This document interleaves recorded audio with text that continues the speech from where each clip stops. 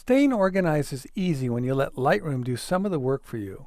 In this video, you'll see how to use and create smart collections to automatically sort your images. So I'm looking at the library module here, and if I look over to the left side panels under collections, I'll see something called smart collections. Now the smart collections you see on default ship with Lightroom. Colored red, 5 stars, past month, recently modified, video files without keywords. Let me show you what happens when I select 5 stars. Any of the images that have 5 stars associated with them and meet this criteria set up by a smart collection will show up in the 5 stars collection. And past month is any of the images that have been shot in the past month. Now you can see this is obviously pretty dynamic, especially this past month, because it's only going to be reading the information associated with an image and seeing that it's taken recently and then applying that and placing that into this smart collection. And the same with 5 stars. If I remove one of the stars from one of these images, it will automatically disappear from this smart collection. So the smart collections you see that come with Lightroom are pretty useful, but you can create your own smart collection if you want.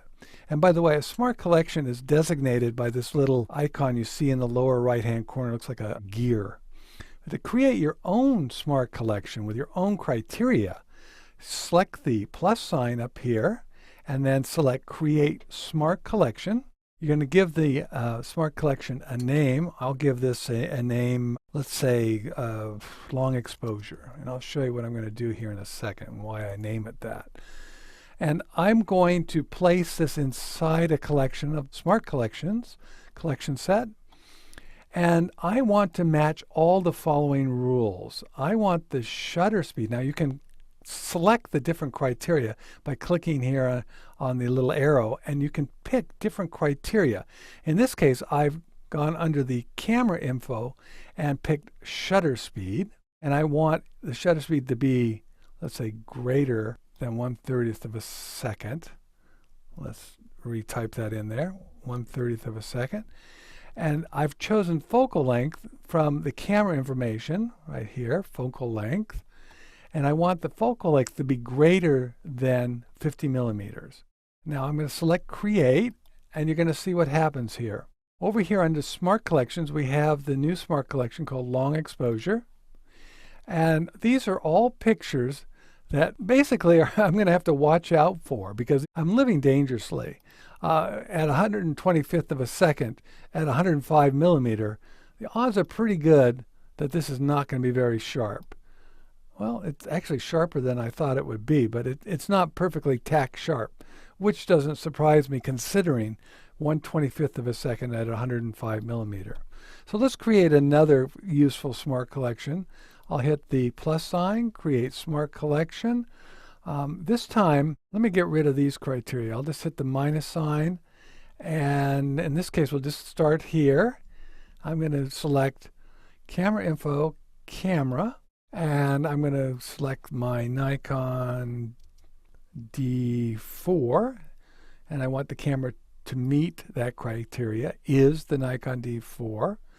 And I need some more criteria here, so I have to hit this plus sign. And this time I'm going to select Camera Info ISO. And I want it to be greater than, let's say, 4000 ISO. And then Create. Now watch what happens here with this smart collection. There's 816 images associated with it, all of which are shot with that higher ISO.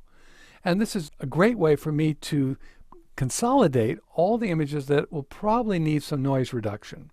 And they're automatically going to be placed into this smart collection as I add images to my catalog. So notice I didn't name it. So it's just default name is Smart Collection, but I want to rename it. So I'm going to right click on this, rename. I'll call this High ISO.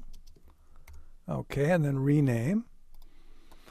And you can also see that it didn't go into the collection set of Smart Collections. I'm going to put it there just by clicking on it, dragging it up, and then dropping it into Smart Collections. Now it's part of the Smart Collections folder. I'm sure you'll come up with your own useful criteria and create your own smart collections.